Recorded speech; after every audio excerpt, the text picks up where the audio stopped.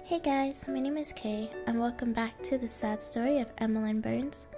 In the last episode, we met this girl named Emily, and we left off with the tombstone. So, let's get started.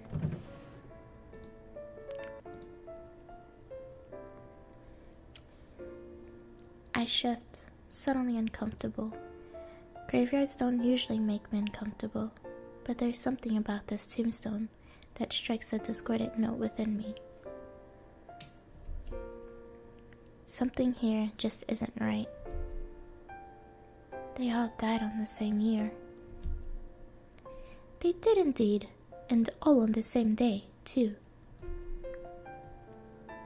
I turn away from the grave, the final remnant of the unfortunate Burns family, and I bite my lower lip. When I next speak, my voice is barely a whisper, even quieter than the wind. How do you know that? It's just a story. I already told you that. I suppose so, but when Emily said it, it didn't sound like a story. She sounded deadly serious. She looked serious, too. Her eyes are narrowed, her lips pursed, her face stark white, as though carved from stone.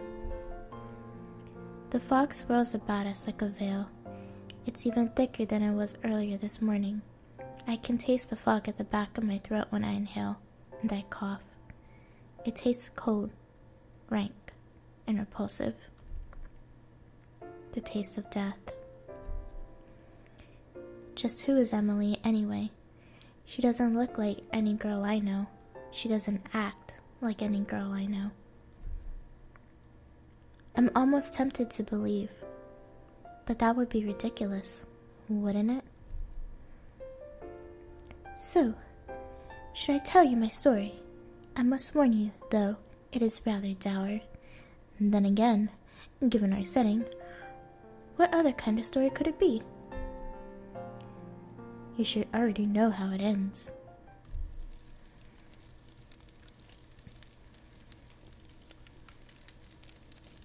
Emmeline Burns, born in 1836 to Philip and Perdita Burns, led a charmed life. Her family was rather well-to-do, her grandfather being a lawyer, her father a banker, and she grew up in a large house with 5 bedrooms on the outskirts of Barrowby. Given her father's profession, he was often away in London on business, but this did not upset Emmeline. She was old enough to understand that her father needed to work so they could afford their nice house, and her fine clothes, and the ribbon she wore in her hair, so she did not complain. Though she did not see her father for months at a time, when he returned home, it was always with a present for Emmeline, and a kiss on her cheek, and it was as though he had never been away at all. Philip was a kind man, though he may not have been a paragon of manly virtues. He's the runt of the litter. If he were a pig, we would have drowned him in the well. Grandmother Patience always gripped. He was not naturally predisposed to the world of financing. He did have a good head on his shoulders, and he was relatively intelligent. Not even Grandmother Patience could deny that.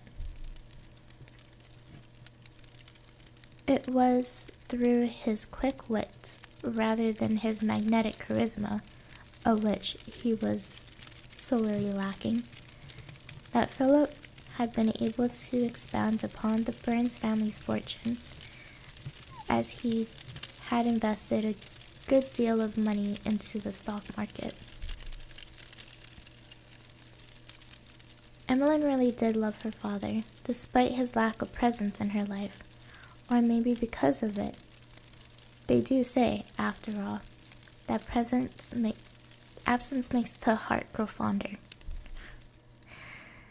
Even when Philip was not at home, Emmeline had a great deal to busy herself with, and she was never bored or lonely.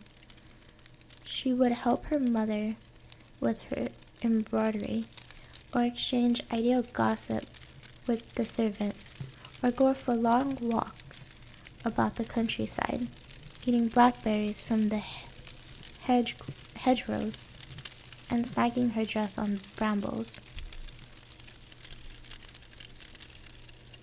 Emmeline's long-suffering governess, Helena Warren, certainly had her hands full when it came to disciplining the rowdy pupil, though Emmeline was not unintelligent.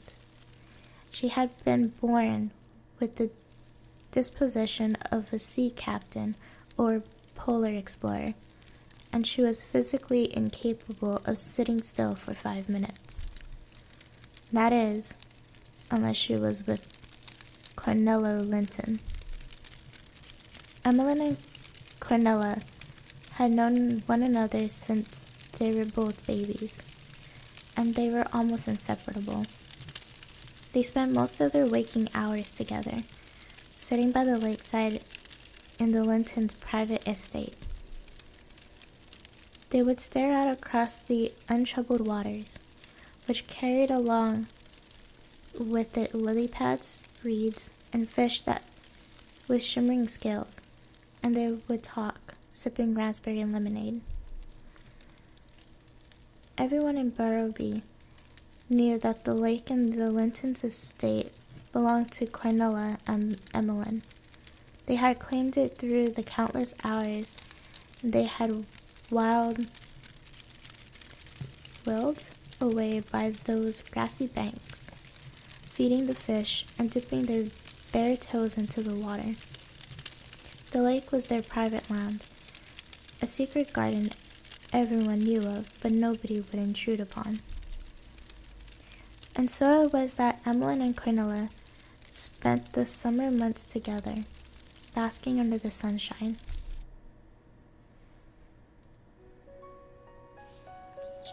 So, how is your embroidery coming along? Cornelia pouted, giving Emmeline a light shove in the shoulder. Oh, please. Do not ask me about my embroidery. You know better than anyone how dreadful I am at it. I have no hand-eye coordination whatsoever. Emmeline giggled, returning Cornelia's shove with one of her own.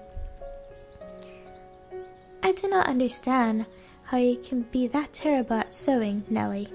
It is hardly a science. It may be simple for you, but it is not for me. Engaging in an activity I have no talent for is incredibly disheartening, and I keep poking myself with the needle. Oh, let me see. What? No! Cornelia's pout deepened, and she held her hands behind her back, attempting to hide them. Why do you want to see my hands anyway? Do you want to gloat? Me? Gloat? I would never. I just want to see the wounds that have been dealt to you despite your best efforts, my dear Cornelia, so I may applaud you for your bravery. Humph. Forgive me for being so cynical, but I suspect you for maybe making fun of me. Of course I will forgive you. You cannot help your cynicism, given your father fancies himself as a philosopher. It must run in your family. Indeed it does. Our library is full of Hegel and Kant, though I doubt he understands it. Mother says he just wants to show off at dinner parties. How is he able to show off if he cannot understand the material he speaks of? It is nothing more than bluster. Mother says pretense is one of the key traits a man must possess if he wishes to be successful in this world. My father is an earnest man. He could not lie if his life depended on it, especially not about philosophy. And that is why my mother worries about you, Emmeline. She has said as much before. She need not concern herself with my family. We may not be as rich as you, but what we lack in wealth we make up for with Robert's talent. Are you saying I have no talent? I am saying it is somewhat sad that a 14-year-old girl such as yourself still cannot sew a single comforter. Hey! Cornelia who had her guard slip as she pondered her father's ill-fated attempts to ingratiate herself with the intelligentsia of the age, tried to obscure her hands behind her back once more, but it was already too late. What are you doing, Emmy? I am examining your hands as I said I would, and, oh dear. Emmeline tutted and shook her head, her fingers linked together with Cornelia's. They are such beautiful hands, with such smooth skin, yet they are marked with red dots. It appears as though you have been used as a human pincushion. I already told you, Emmy, I have no skill when it comes to sewing. Why must you tease me so? I was not teasing. I was honoring your efforts. That is a bold-faced lie, and we both know it. If you had an ounce of respect for me, you would not be smiling like that. Like what? Like that. Now let go of me. But Emmeline did not. Instead, she continued to stand there, skirts fluttering about her legs, attempting to peer into Cornelia's grumpy little face with undisguised amusement. Emmy, I told you to let go. Why do you never listen to me? Because seeing you blush is so much fun, of course. Emmy? If Cornelia had the use of both her hands, perhaps she would have struck the top of Emmeline's head for her insolence. As it was, she did not, and all she could do was glare. Glare and blush. Cornelia blushed a lot. That was one of her downsides of having such fair skin. That, and when she poked herself with the sewing needle, as she was so prone to doing, the red welts that resulted stood out starkly against her milky complexion. Why are you acting so coy, Nellie? I know you enjoy my company, really. Be that as it may, you are behaving rather childishly right now, and I have no desire to indulge your whims. Honestly, even if those whims are your own as well, Cornelia let her head hang, her face turning just a shade darker. Her face a shade darker. This was not the first time that the two girls had held hands. They had been friends ever since they were small, and they were not unfamiliar with the sensation of the other's skin. In fact, they were more well-versed with one another's bodies than one might have expected.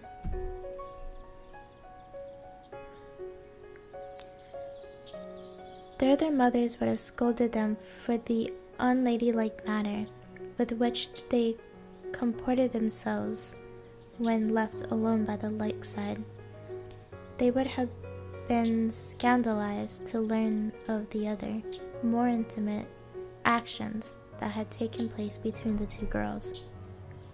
It had only been a month or so ago when, drunk on the lazy heat of the encroaching summer, the two girls had slowly, lackadaisically, shared their first kiss. Not a kiss on the cheek or the temple, as they had done during their babyhood, but a true kiss typically shared between adults of the opposite sex.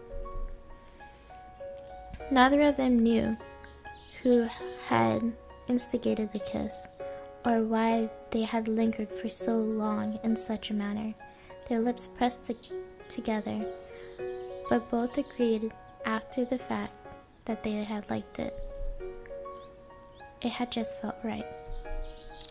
As such, without giving these moments of intimacy too much thought, the two girls had continued to display their affection for one another in such a manner all through the summer of 1851.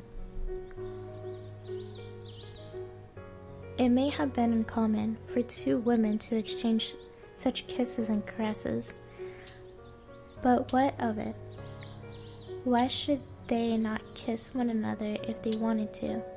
The lakeside was their own private haunt, their secret garden, and nothing could intrude upon them there, not even so-called common decency.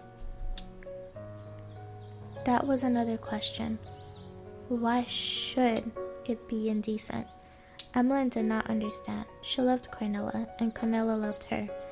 And was that not enough? Even if it was not enough for the rest of the world, it was more than enough for her.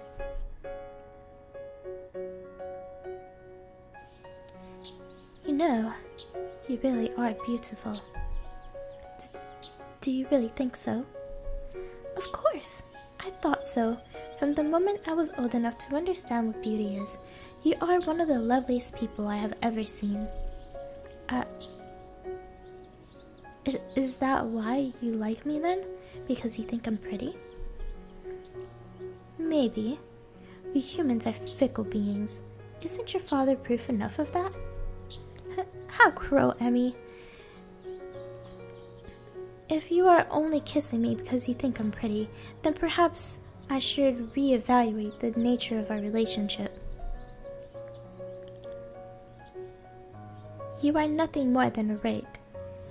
You are even worse than that awful Wedgwood boy. You would compare me to Aubrey Wedgwood? My dear Cornelia, I am wounded.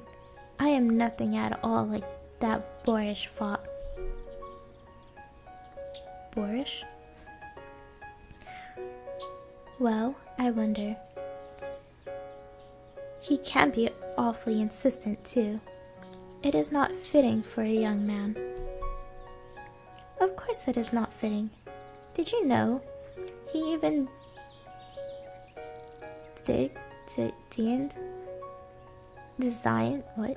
to take my hand during your mama's garden party last week. Honestly. Indeed. I would have slapped him, Nellie, had his mother had not happened upon us. Did she scold him? Lady Wedgwood? Of course not. Emmeline spat on the ground, and did not even have the courtesy to wipe her mouth with the handkerchiefs afterward. Under normal circumstances, Cornelia would have scolded Emmeline, but on this score she relented. Thinking about Aubrey Wedgwood often made her want to spit, too. She thoughts on the spoiled son of hers. Why, she probably believes him to be the second coming of Christ, though he flirts with every single woman in the village, young or old or young.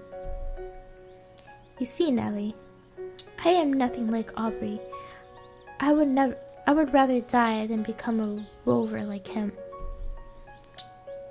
My feelings for you, my dear Cornelia, are molded from a different cast. You have captured my heart with your ephemeral beauty, and now mine eyes can wander no further.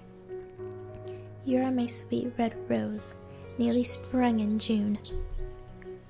Well, Cornelia flustered, though it was by Emmeline's teasing, had enough wits about her to recognize the line. Are you quoting poetry at me now, Emmy? Indeed. Did you know that my love is like the melody, sweetly played in tune? Don't be an idiot. If you wish to serenade me, you could at least write a poem of your own. But I know you appreciate it, really. In all honesty, I think you are being rather foolish. I cannot help myself, though. I really do love you, Cornelia. I love you so. Sometimes I fear I may go mad. What do you know of madness? I know, when you are not by my side, I miss you horribly, and I find myself counting down the minutes, no, the very seconds, until we may be in one another's company once more.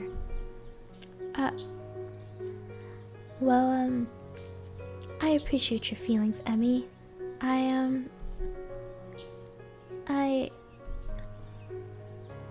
love you too.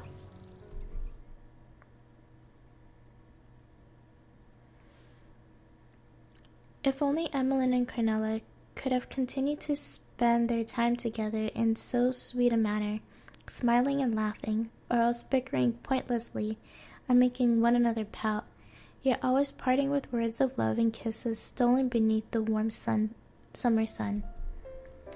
Unfortunately, such moments cannot last forever. The splendors of the summer soon faded, and the leaves began to turn brown, and the wind gained a sharp edge that made Emmeline shiver. It was also during the autumn months that Philip Burns returned home for the first time in half a year. This reunion, however, was not quite as happy as the previous ones had been. Philip Burns had always been a small man, yet he seemed even smaller during the bitterly cold this September. He stooped more than usual when he entered rooms, if he entered them at all, for he had now developed a habit of lingering, ghost-like, about the thresholds of his own home, as though afraid of stepping inside. It was almost as though, during his 6 months' sojourn in London, he had lost something crucial to his constitution, his sense of self, or else his soul. Philip's feet were still planted firmly upon the earth, but he was discovered from the world around him. He drifted about aimlessly, like a somnambulist, yet was restless within his dream world, incapable of sitting still for more than 5 minutes at a time. He looked at things without seeing them, ate food without tasting it, held objects without touching them. Once, he tried to pick up his glass during dinner, and used so little force it slipped between his fingers, smashing into pieces against the floor. Even when he spoke to Emmeline, it was without any real feeling, like he was reciting words from a play script, and Philip Burns had never been a very good actor. He was not like Cornelia's father, who had so much huff and puff he could have blown down even the brick home built by the most industrious of the 3 little pigs. Philip Burns was far too honest, and that was the worst thing. It was because he was an honest man that Emmeline knew, though he tried to keep the truth from her. Something was wrong. Something was terribly, terribly wrong. But she did not know what.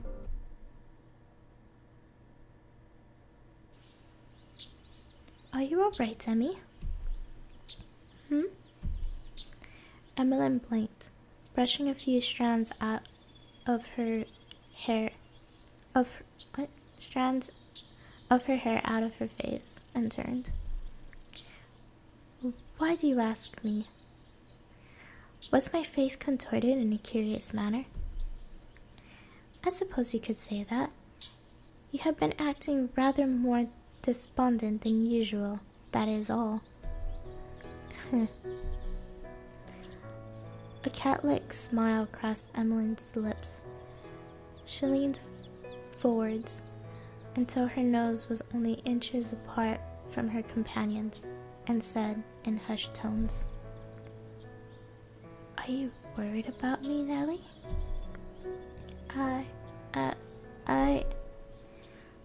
I was worried about you, but I shall not worry any longer if you insist upon acting like that. Emmeline only giggled, unmoved by Cornelia's protestations, and rearranged her hair. Seeing you blush always cheers me up, my dear Cornelia. So you admit that you were feeling unhappy earlier? Just a touch. I cannot help myself. Not when father has been acting in such a peculiar manner. He shambles about the house like an animated corpse, like the misunderstood creature from Mr. Shelley's novel. Mr. Shelley? I thought the author of Frankenstein was Mrs. Shelley, not her husband. Oh, I am unsure of the details, Nellie. Mother says a woman could not have written such a twisted tale, and I do not know what I should believe. In any event, it does not particularly matter. Probably not, no.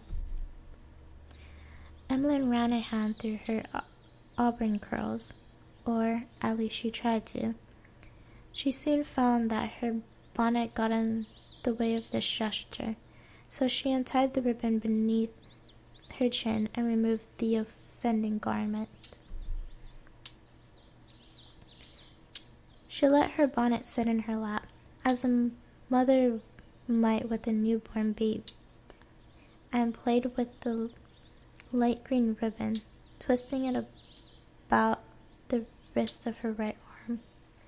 The sensation of the soft, smooth material against her skin was comforting, like a caress. To be quite honest, I had been rather concerned about father. Just this morning he missed a stair during his descent into the hallway and sprained his ankle. Could have broken his leg. But he did not? No, he did not.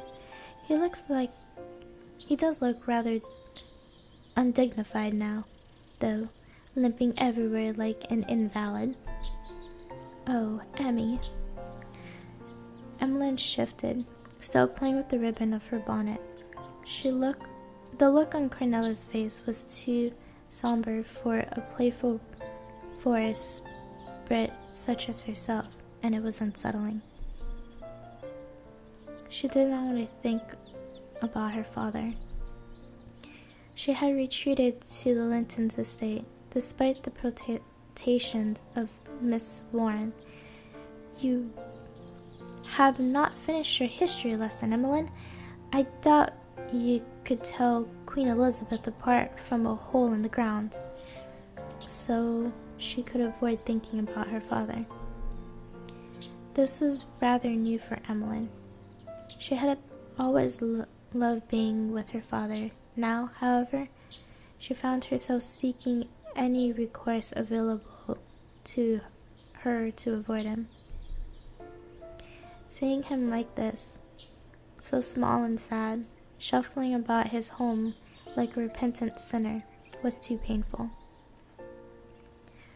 When you return home, would you give your father my regards? Mother is awfully concerned about him. And you too, Emmeline. Beatrice Linton would be concerned. She has always loved poking her nose into other people's business. She is not doing it because she enjoys idle gossip. You should know better than anyone that my mother deplores that kind of behavior. She believes it to be the most unpleasant. She could not help but feel worried, given what she has read in the papers lately. Your family has a great deal invested in the East Anglian railways, do they not? Do not talk about business, Nellie. I can't understand it at all. I am sure if you tried. You have just been raised to believe that you should not bother. Gosh, you sound more and more like your mother every day. Emmeline exhaled, tightening the ribbon of her bonnet about her wrist so much so it started to hurt. Though the material was soft, intended for wear by young women with silken skin who had never worked a day in their privileged little lives, it chafed when she wound it as such about her wrist. It was strange, Emmeline mused, how something so innocuous as a ribbon could cause harm when it was used with malicious intent. This road was more dangerous than she could have ever truly given it credit for. Even the lake, which she often gazed upon with Cornelia, could be hiding some sinister secrets within its depths. I apologize, Nellie. I don't mean to snap at you. I have been rather highly strung as of late. It must be because of the atmosphere at home. Do not fret, Emmy. I understand.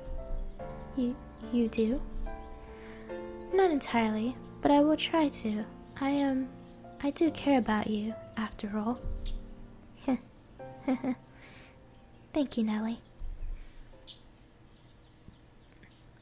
The two girls looked at one another, unusually shy, hesitant, their faces lightly flushed. Then, with a tut, Cornelia leant forwards, brushing the tips of her fingers against Emmeline's wrist. You should not do that. What? Fiddle with your bonnet like that. Because it is unbecoming of a lady? Because you are hurting yourself. Your poor hand has gone white. The blood cannot flow through your body properly if you impede it like that. He. And your hands, by contrast, still appear to be red, Nellie. Emmeline giggled and began to unwind the ribbon from her wrist. Are you still yet to master the sacred arts of the cross-stitch? That is neither here nor there. I am trying to comfort you, Emmeline. And you have been doing such a wonderful job. Gazing upon your many imperfections always cheers me. You are so cruel, Emmeline. Sometimes I feel like you do not truly love me. You just love toying with me. Now, where did you get a silly idea like that? Emmeline smiled, with a touch less sarcasm than before, and leant forward. Then, moving quickly, like a kittiwake might pluck a fish out of the water, she pressed a chaste kiss against the corner of Cornelia's lips. I love you more than ever. Nothing could quell my feelings for you. Not a raging storm or a howling wind.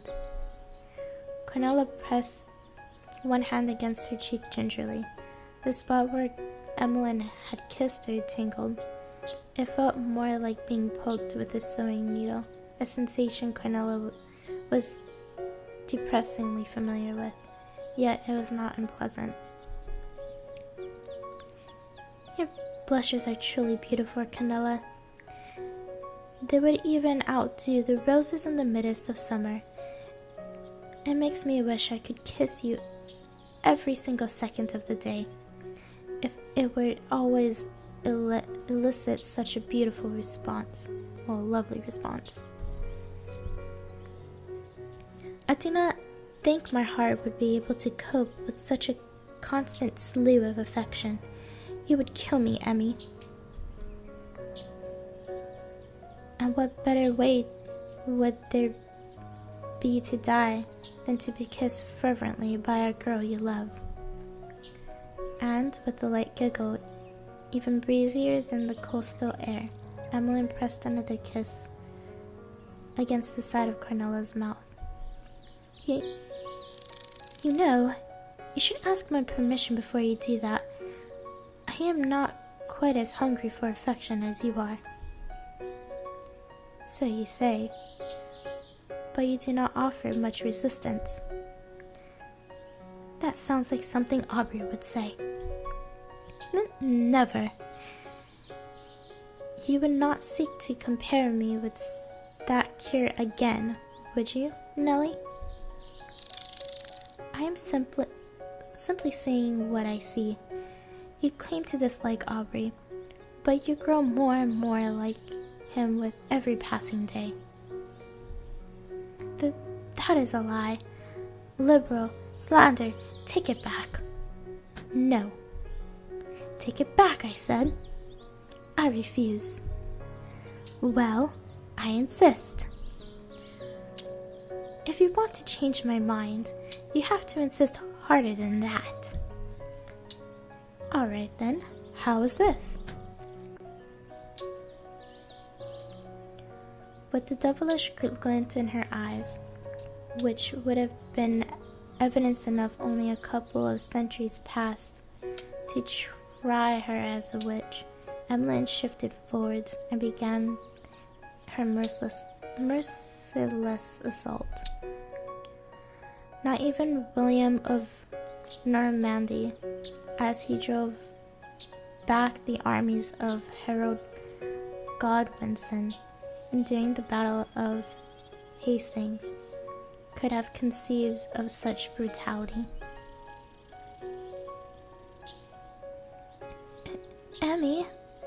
Emmy, stop that. Cornelia kicked and squealed, pushed back against the ground by Emmeline's sudden siege, but it was to no avail. Emmeline had the element of surprise on her side, and she had taken a clear advantage. Cornelia blinked up at Emmeline, squirming like a hooked fish, as Emmeline sat astride her, skirts tucked up her thighs, her fingers trailing lines across Cornelia's prone body, beneath her chin, under her arms, against her sides. Was there any war tactic more vicious, more wicked, more devious than that of tickling? And this was not just any tickling. Oh no, this was extreme tickling that would surely end in bloodshed. Emmy, stop! Get off me! Cornelia implored breathlessly, choking the words from beneath her pursed lips, but the indomitable Emmeline remained unmovable. No, I will not. Not until you recant what you said. That you are like Aubrey? Indeed, admit it to be nothing more than a lie, and I may spare your life. No, never. I stand by my word. Then I will stand by my actions. I will not stop until you surrender, Nellie, and I warn you, I can be very persuasive when I want to be. Her eyes hardening like the steel of a sword's blade, Emmeline tipped her head and began to press kisses against Cornelia's neck.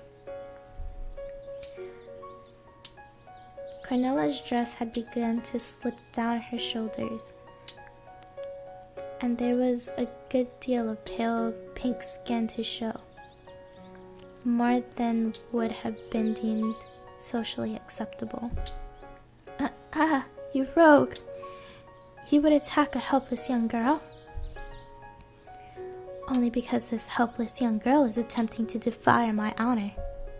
So you seek to defile me? Well, I wonder.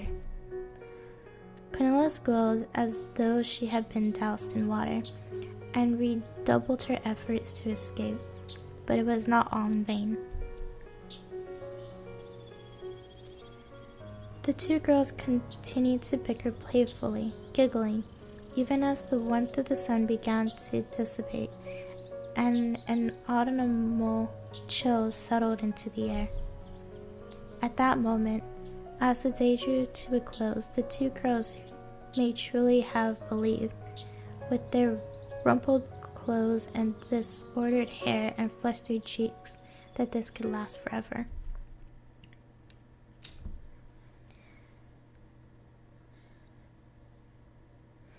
Emmeline was dreaming, though she was not sure what it was exactly she was dreaming of. Her dreams were mostly comprised of vague shapes and distorted sounds, as though she were viewing her own fantasy lands from behind frozen glass or through a fine film of water. Sometimes, however, she dreamt of Cornelia. She always knew when she had dreamt of Cornelia, because when she awoke, it was with a silly smile on her face and a soft blush against her cheeks. That was how she had realized she was in love. She was always thinking of Cornelia, even during the rare occasion that Cornelia was not beside her. Though Emmeline was only 14, and she did not fully understand what love was, she did not need to. Why trouble herself over the intricacies of the four-letter word when she could instead be doing things that made her happy? Those things being, chiefly, talking to Cornelia, braiding her hair, making her blush, and kissing her lips, her cheeks, her eyelids. Emmeline was not particularly picky. On this particular night, however, Emmeline did not awake to find sunlight streaming in through her window, half-formed remembrance of her love flitting through her mind. She did not awake during the morning at all. It must have been late at night, because it was pitch black in her bedroom, and she did not hear any birds. It was earlier than 5, then, she assumed, for she had no way of knowing if this was correct or not. It was so dark in her room she could not see the clock that hung on her wall, though she could hear it ticking. The first point she was aware of, other than the oppressive darkness, was that it was cold. The chill of winter was well and truly setting in, especially during the night, and she could no longer sleep with bare arms and a light coverlet, as she had done before. Her summer sleepwear had been packed away at the back of her wardrobe, and the maids now set her winter nightgowns on the bed before her, before she went to sleep, complete with puff sleeves and high collars. The second thing Emmeline noticed, as her eyes slowly grew accustomed to the dark, was that she was not alone. There was somebody else in the room with her. It was none other than her father, Philip. And I think I'm just gonna stop there. It's been a very, very long episode. So, yeah, you stuck around. Thanks. And